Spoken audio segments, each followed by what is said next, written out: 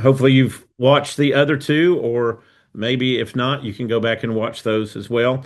One of the things that we've talked about, and I think all of us realize, is that first impressions are lasting impressions.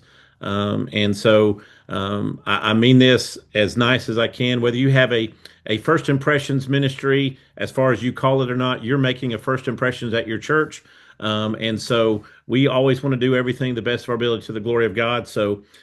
We need to understand that people are walking onto our campus, especially nowadays, carrying anxiety, hurt, hope, questions.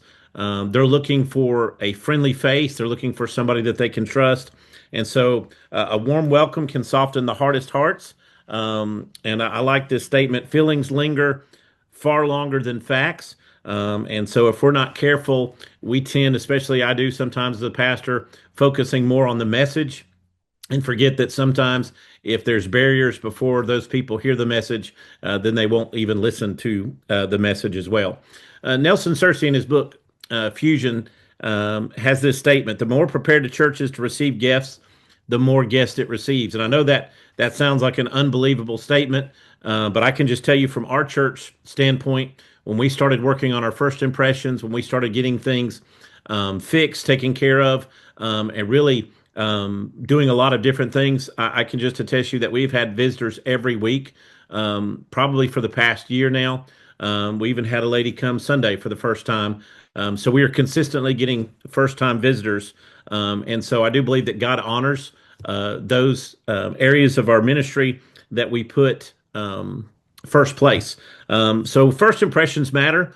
Just real quick before we get started into some more of the hands-on, I believe that they lower defenses. I believe if you have a friendly welcome, if you have a core group of people that are greeting people in the parking lot, greeting people at the door, not only with a bulletin, if you have friendly nursery workers, friendly children's check-in, those things just help people lower their defenses. We talked about this last webinar. I believe if your church has a safety team or a security team, it helps, especially young families with children. It makes them feel safe.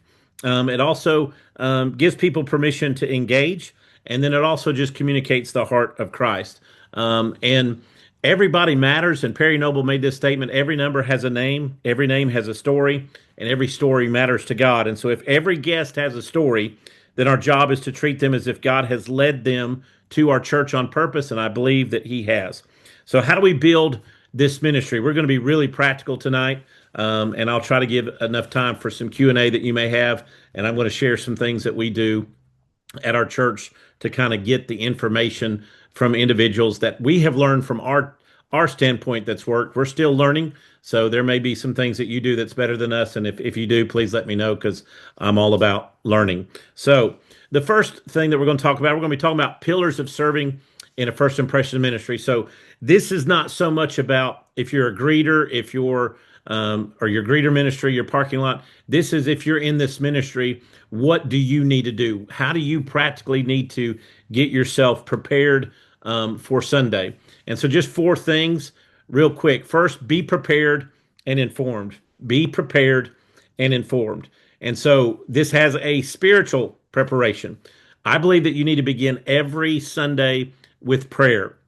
So whether you have a holy huddle, as they may call it, where you have the group that is part of the first impressions, whether it's parking lot, greeters, host, children's check-in, all get together for a certain time and pray. Or if you as an individual, I believe that you need to pray and ask God for sensitivity and discernment as people are coming in, so that you can read not only how they may be feeling, but also sensing what they're searching for, what they're going through. Always remember that you may be the first Jesus that somebody sees today. And it's not just so much about new people. It could be about just a regular attender that's coming, and you can kind of sense that they're down, that they're discouraged. And being spiritually prepared helps you to invest and speak into their life. But practical preparation here. Number one about this is arrive early. 20 minutes before service is what I suggest, so that you can get to your station, so that you can get set up, so that you can make sure everything is ready, whether it's you're passing out bulletins, whether you have a welcome table or welcome center. get there at least 20 minutes early because the worst thing that can happen is a guest arrive and you are still trying to get things situated. Also, when you arrive early, you need to look around your station, your church. Is there somehow trash left over? Is there something that got messed up? We have an individual in our church. He was not asked. He does this every Sunday. He shows up a good 30 minutes before church starts and he blows off our front porch. He does make sure that the front porch looks good, make sure everything, the parking lot looks good. So arrive early. I'd also say stay at your station 10 minutes after service. Tom Rayner makes a statement that half of guests arrive late, which would drive me nuts. I don't like to show up late, but they arrive about they are going to arrive late. So if everybody has already gone into the church or everybody has left, then nobody's there to greet them. Nobody's there to show them around. Nobody's there to do that. And I even suggest that for our children's check-in because sometimes church starts, and I hate it for them because they feel like they're going to miss part of the service. But as guests arrive late, we can be prepared for that. I'd also say not only arrive early, but I would say go back to your station as the pastor is closing. Make sure that you go back to that station. And the reason why is if you were the first person that guest saw, communicated to, you're the friendly face that they need to see as they leave. And you could just say, simple things of it was good to have you. We'd love to have you come back. Do you have any questions? Just giving them that comfort. A statement that I like is about arriving early is on time and on time is late. So early is on time and on time is late. So make sure that you get there as quick as you can. Know what's happening. Whether you're the greeter, the host, the parking lot attendant, remember to know what's happening. You can do this by reading the bulletin before guests do. Another thing you need to read the bulletin is because there may be some mistakes in there that you can try to fix before they arrive. But read the bulletin, know any upcoming events, know the date, the locations regarding those, know something that it's going to be related to them. So let me give you an example. If an older couple comes and they don't have any children, I'm not going to share with them about the upcoming trunk or treat we may having as far as for kids. But if there was something related to Senior Saints ministry or things like that, I would let them know, hey, we'd love to have you. And oh, by the way, this is happening in our church. We'd love to get you connected and those type of things. I'd say also know your campus.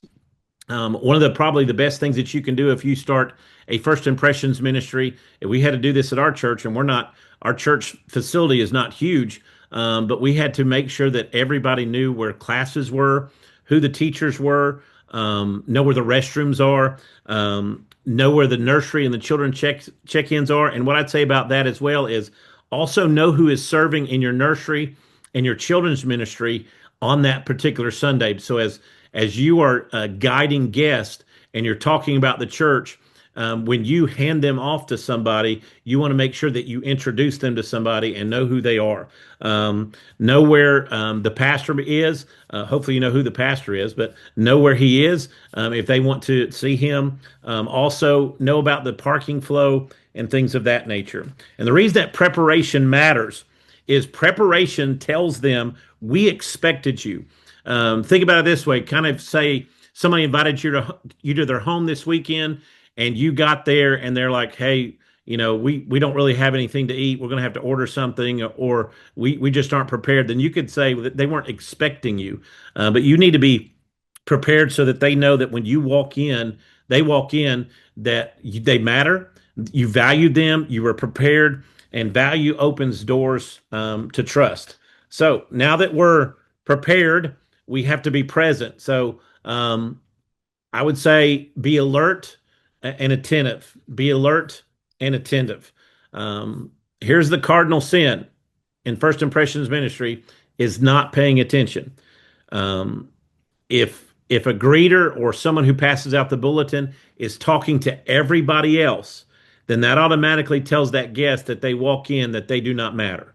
Tom Rayner says, two or more greeters talking to each other while guests arrive has already excluded the guest.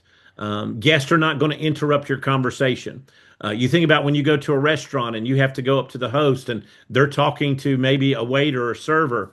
You don't interrupt them. You wait And if they keep talking, then you're like, they must not know that I even exist, that I'm not here. And sometimes, if we're not careful, we get in conversations with people and we totally ignore guests. So the cardinal sin is not paying attention.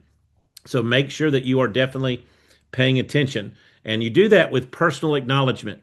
Make sure that you make eye contact with them.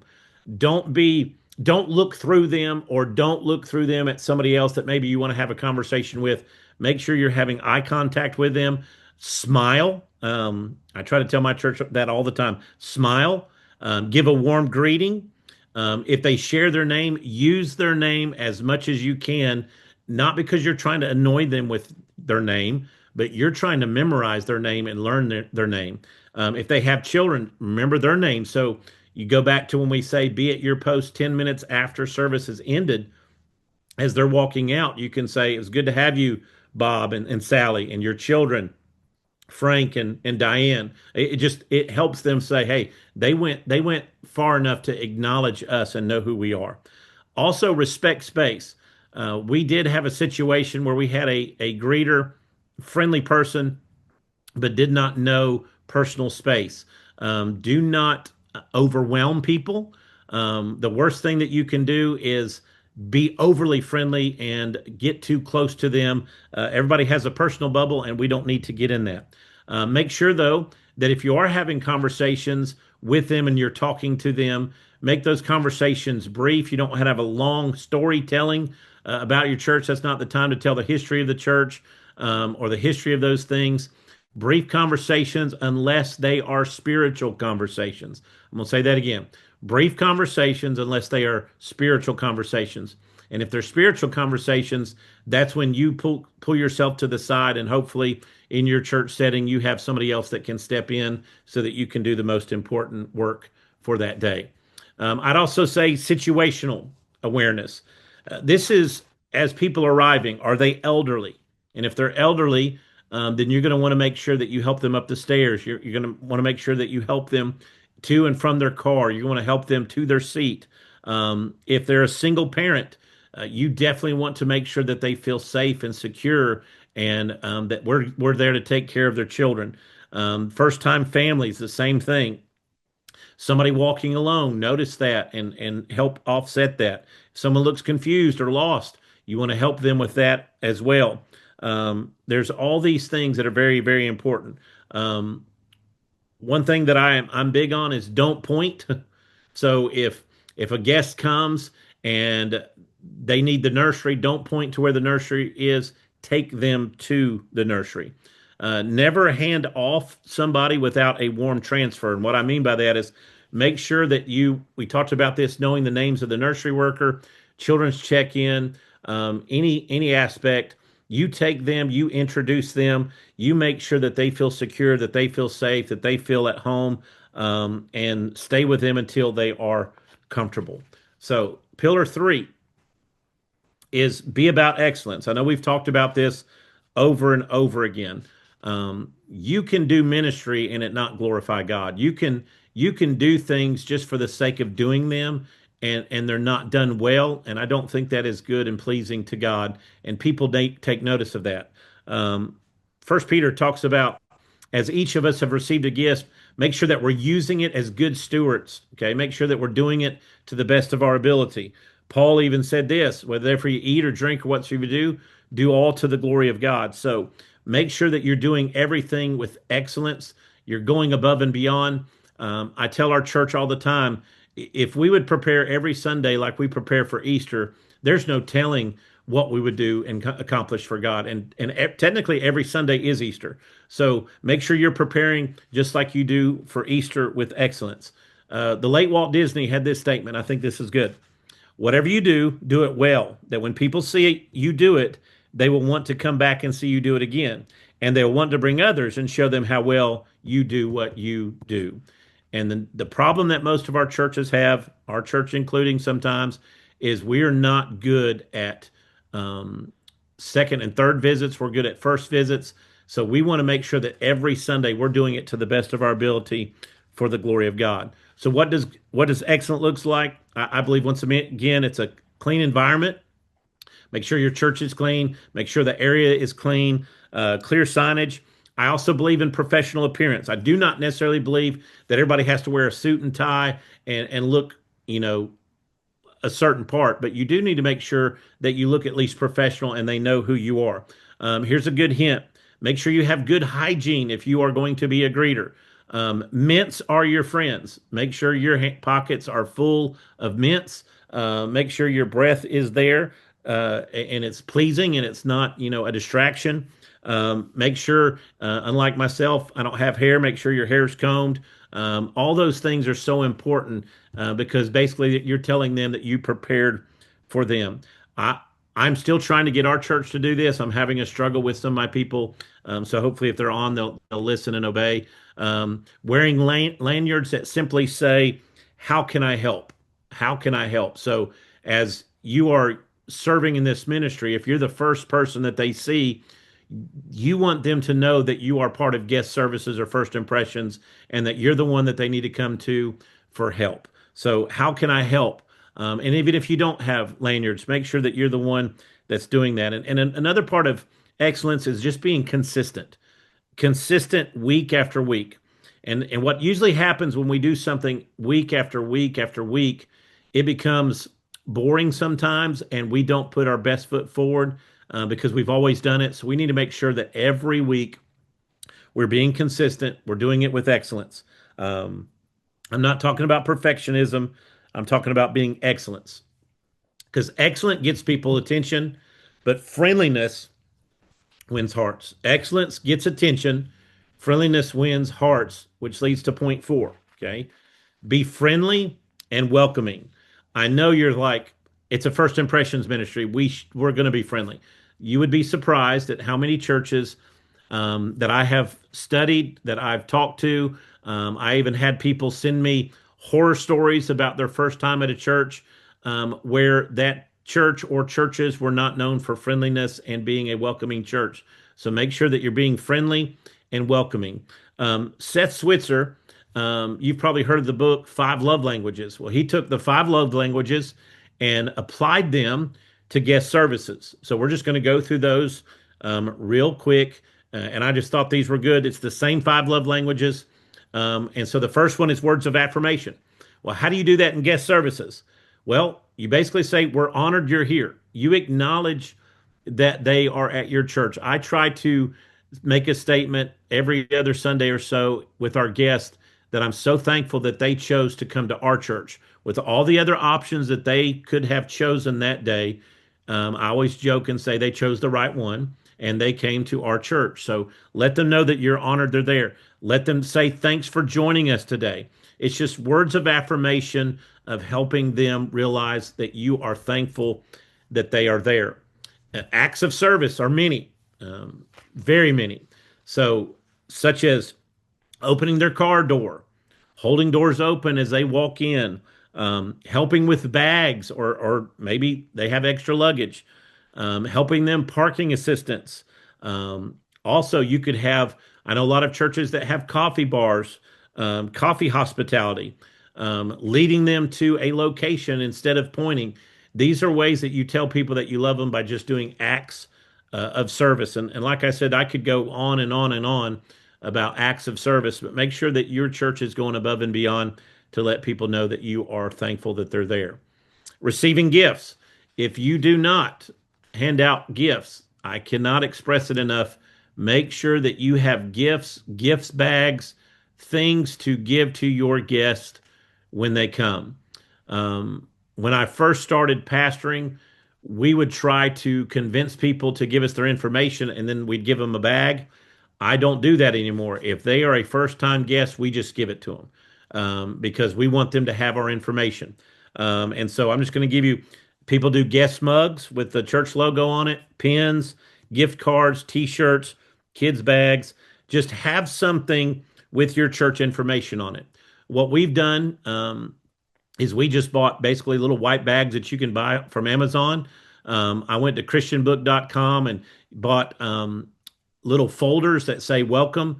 And inside the folder, I just have two pieces of paper that I cut up that are real small. One is a welcome from me, as the pastor. The other is these are the things that we have to offer. And I just put that in there with my church card. We also have a church mug from our church with our church logo on it. We give them a church pin. We have stuff left over from like trunk or treat or things of that nature, such as pencils and things of that nature that we put in there because we want them to have that gift from our church so that when they drink that coffee this week or when they're writing something with that, they'll acknowledge that hey, I got this from Bethlehem Free Will Baptist Church. So I'm real big on just giving gifts to people. Quality time. How do you show quality time in guest service as well? You're focused, you have focused attention on your guests. Remember, if you're having conversations, and listen, this happens all over all over our country on Sunday morning, greeters, people passing out bulletins, getting conversations with their friends or family members or somebody else in the church and not trying to they eliminate guests because they're so focused on this conversation that they're not looking out for those. But quality time tells a guest, "Hey, I'm going to give you a few seconds of my time. I'm not going to have long conversations with my teammates.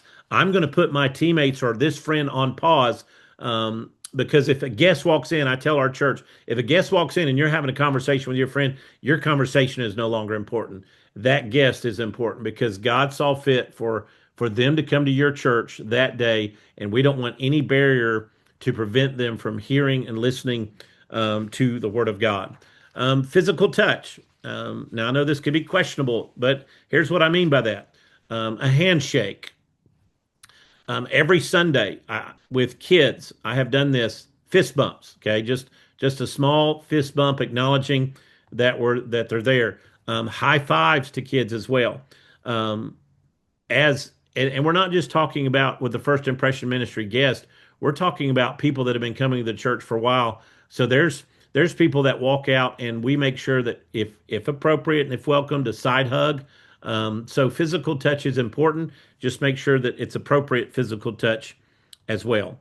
Um, Having three boys that are a little bit older now, we have had our fair share of watching cartoons. And so a cartoon that we watched years ago that the boys still love and laugh at is called Robots. And I use this slogan from that movie that I tell everybody. It's always just see a need, fill a need. So any Sunday when you're serving in a first impression capacity, it doesn't matter if it's your responsibility or not. If there's a need that needs to be filled, you fill it. If there's something that needs to be done, feel it. I know of a church in particular that while they were starting service, one of the first impressions members saw a visitor's car had a flat tire, and they end up changing the tire for them, doing all that while they were in church. So there was a need there. It was met. And guess what? That went above and beyond of what they thought. So I want to talk a little bit about one of the things that we do to help get people's information. I wish that we were better at this, but I will say I just came to my office tonight and I have a list. Basically, I am giving every Sunday, well, every Monday, I come in and there's an envelope on my desk and it'll say prayer request or cards. And so our church in the bulletin has these connect cards that it's perforated and it's up to the bulletin. And every Sunday, if you can go back and watch our services at the end of the service, right when before I'm about to do the announcements, I pull out the connect card and I remind them that this connect card is there. Now, here's what I don't say. I don't say, if you're a visitor, I just want you to fill this out and hush. I say, this is our connect card. We'd love to get a record of your visit if you're visiting with us for the first time. But if there is a prayer need that you have, if there is something that you'd like for us to pray about, fill this out and drop it in the offering box.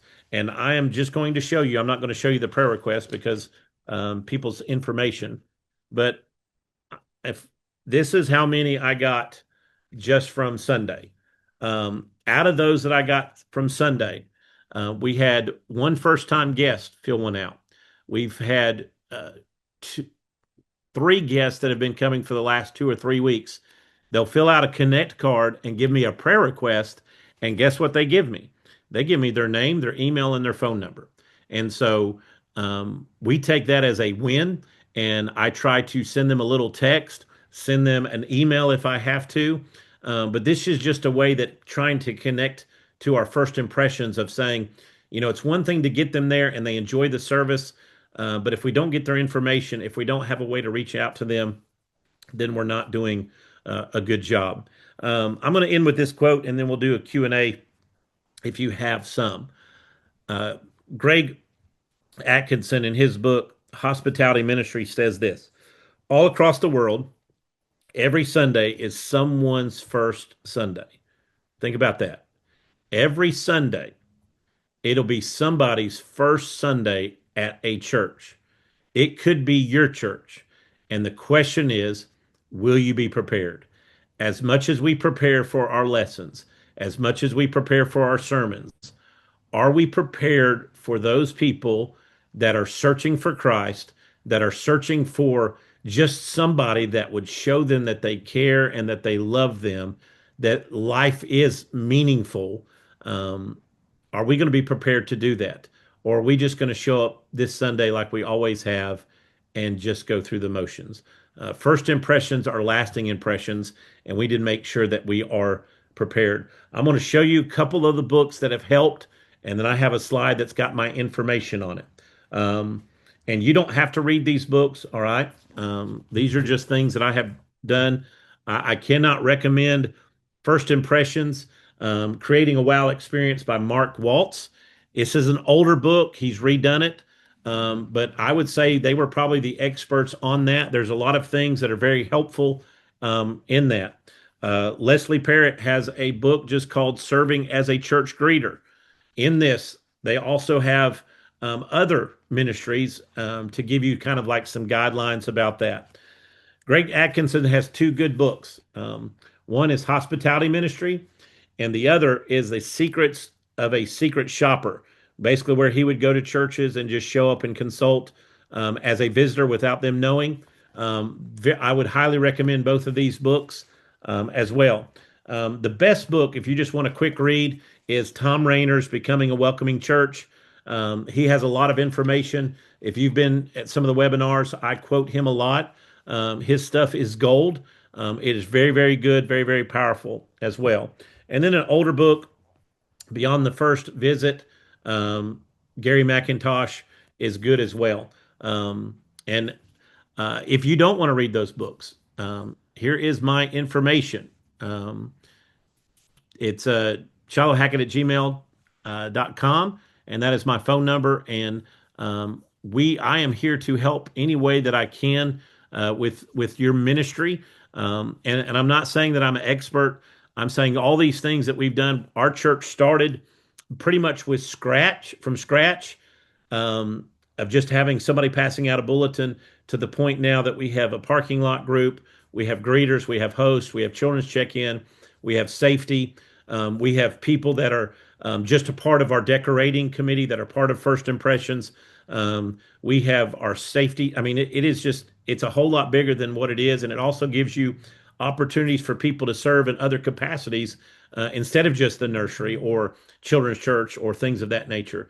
And so if you'll email me, I can also send you, our church did 3 panel discussions with our workers regarding First Impression Ministries that really sparked the interest in our church. And we went from that to doing our own workshop, which sparked interest. And so it's basically, I can't express this enough. Your people have to take ownership of it. And I can just share with you some of the stuff that I've done.